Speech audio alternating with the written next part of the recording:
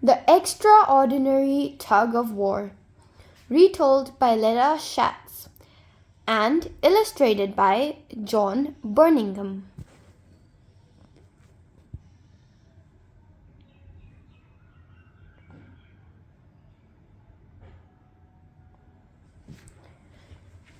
This book is dedicated to the countless talented tellers of tales who made the story and changed the story as they passed it ever on, from mouth to ear, from old to young, from village to village in many tongues, across the width of their great continent, Africa. Long ago, before your father's father's father's father was born, Hare, Hippopotamus, and Elephant were neighbors in the great green woods by the wide brown river. Hippopotamus and Elephant were forever teasing poor Hare because they were bigger. They were unbearably boastful and rude. "Oh, Hare," Hippopotamus would hoot from his snoozing place in the river's cool ooze. "You are so little. If you fell into the river, you would not make a splash, not even a ripple." An elephant would bellow, billowing with laughter. "Ho, Hare! I hear you are called Big Ears. Big Ears, you! Please, look at me. 1 ear of mine would make a tent for 10 like you." "And how comically you move!" Hippopotamus would snort. "Hoppity hop! Poor Hare, your feet can barely stay on the ground. You are so light, a sneeze could easily blow you away." "True, true. Hippity Hare hardly leaves a track.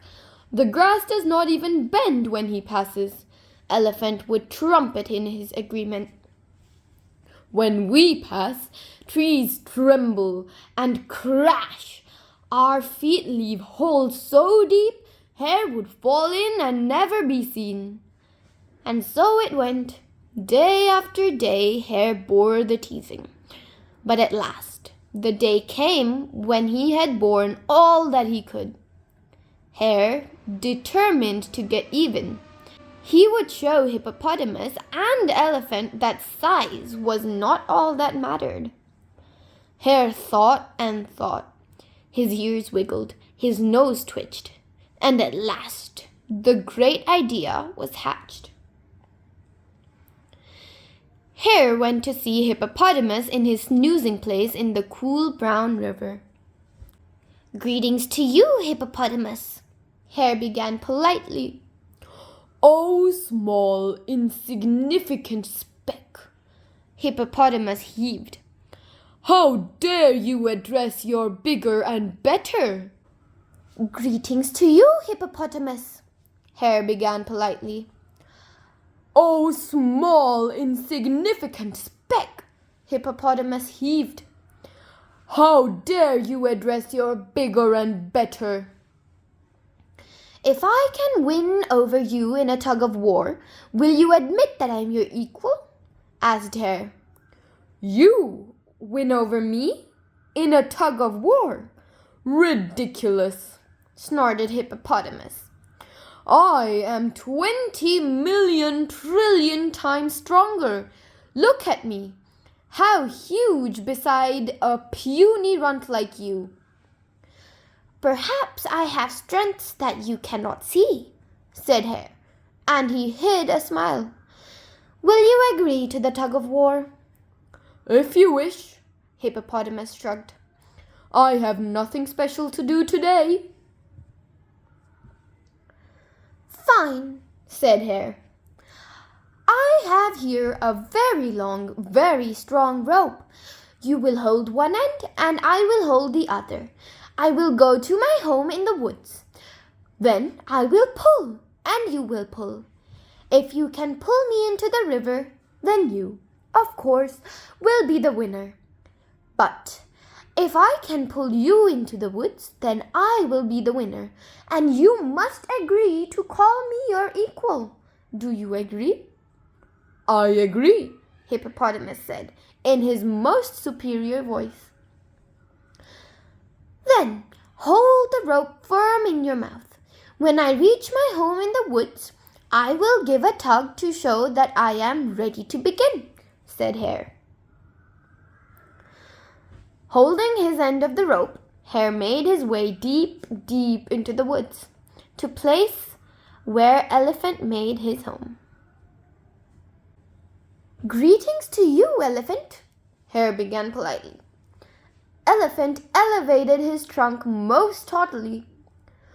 "Oh, tiny mite, almost hidden from sight, whom do you address? Mighty me?" he asked. "If I can win over you in a tug-of-war, will you admit that I am your equal?" asked Hare. "Ho, Hare, humorous Hare, that's the funniest joke I've heard in a year." Elephant billowed and swelled with laughter. "You win over me in a tug-of-war? I am 6,000 times bigger and 1,000,000,000 times stronger." "Perhaps I have strengths that you cannot see," said Hare.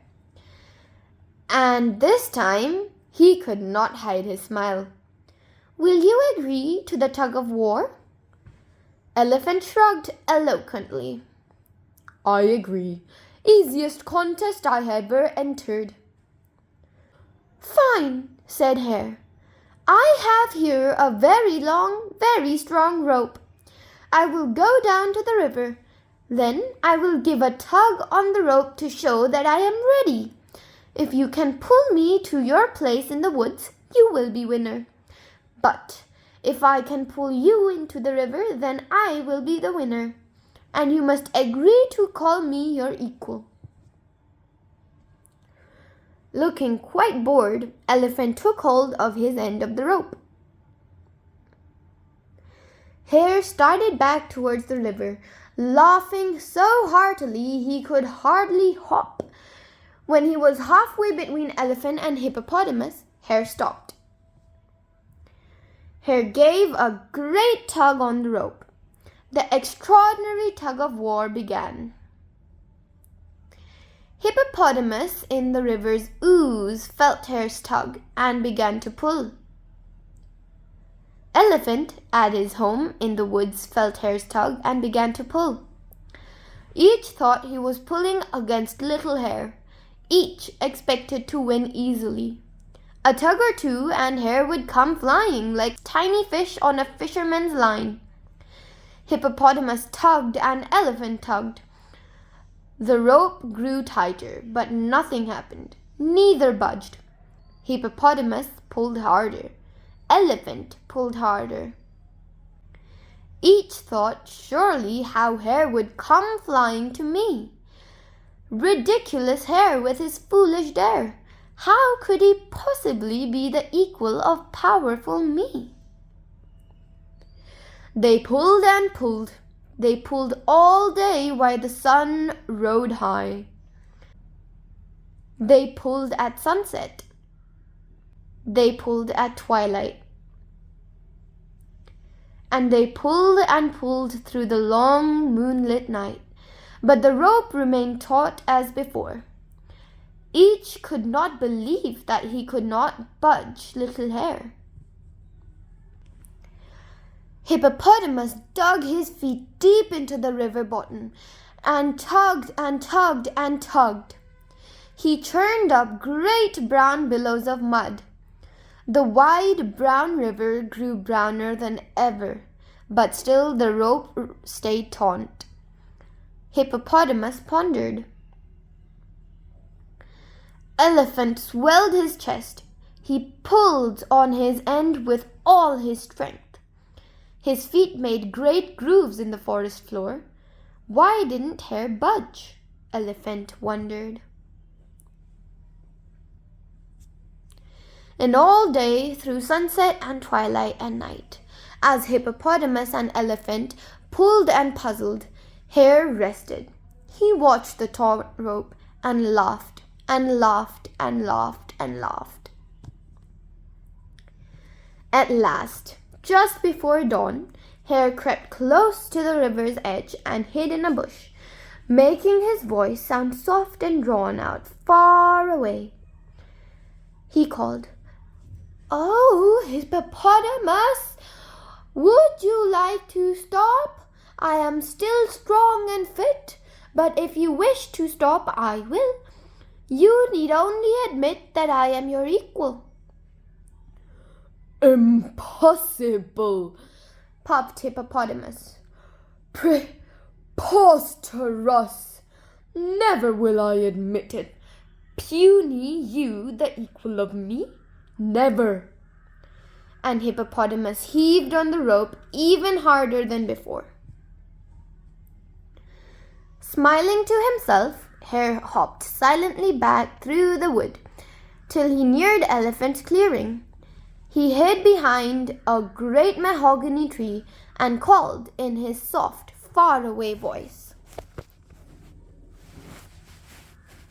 "Oh, Elephant, would you like to stop? I am still strong and fit, but if you wish to stop, I will. You need only admit that I am your equal." "Never!" Elephant bellowed. "Tiny, insignificant you, the equal of mighty me?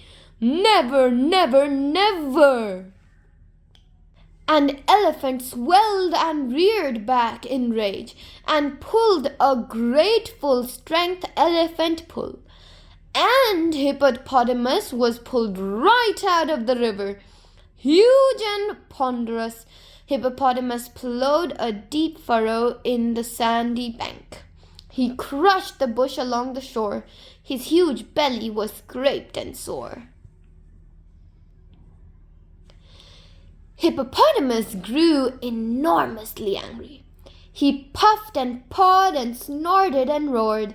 He leaned back and heaved on the rope 11 times harder than before. Hippopotamus's huge heave pulled Elephant smashing past the edge of his clearing. Elephant was hauled through thickets and tangled in creepers and smashed into trees that crashed upon him. How Elephant raged! How he strained and wrenched on the rope! Now the battle grew truly furious. The two great beasts bellowed and stormed. Backwards and forwards they dragged each other. Each battled all day while the sun rode high. They battled at sunset. They battled at twilight. They battled and battled through the long moonlit night. Time after time, Hippopotamus was hauled, roaring from the water. The riverbed was churned into a thick brown sludge of mud.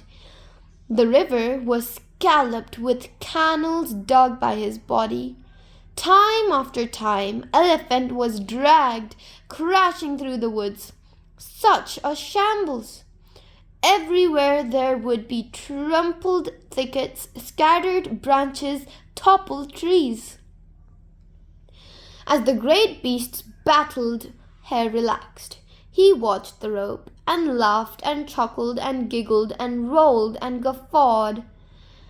Again before dawn, Hare crept close to each of the two great beasts and called to each in turn, "Would you like to stop? Do you not agree that I am your equal?" Hippopotamus huffed and wheezed as he warily heaved on the rope. He slipped in the sludge and floundered about. Elephant sagged, bruised and battered. He could barely manage to stand. But both were too stubborn to stop. Neither would admit that Hare was his equal. They warily pulled at the sun, but both were too stubborn to stop. Neither would admit that Hare was his equal. They warily pulled as the sun rose higher. They warily pulled and warily wondered, how could Hare manage to pull so long? Could he possibly be so strong? Surely Hare was using magic.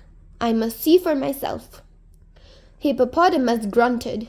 He heaved himself out of the river and cautiously started towards the place where he would find Hare. Every few feet, he stopped to take a loop in the rope so that it would stay as taut as before.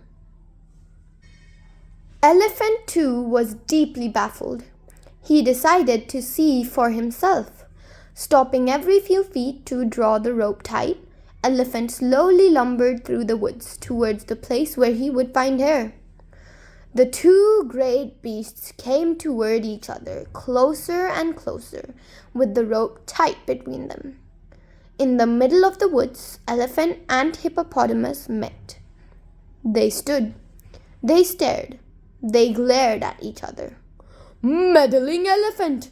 roared Hippopotamus. "What are you doing with that rope? How dare you interfere?" "Interfere?" bellowed Elephant. "What of yourself? I was having a tug-of-war with Hare.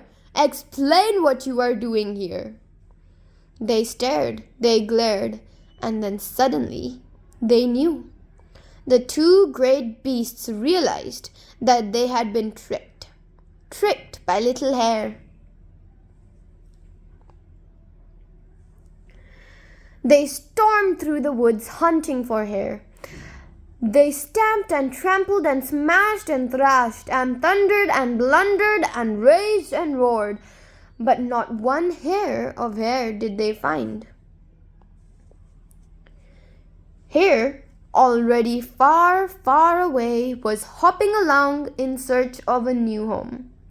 He was smiling to himself because, small as he was, he had outwitted Hippopotamus and Elephant, the biggest beasts of all.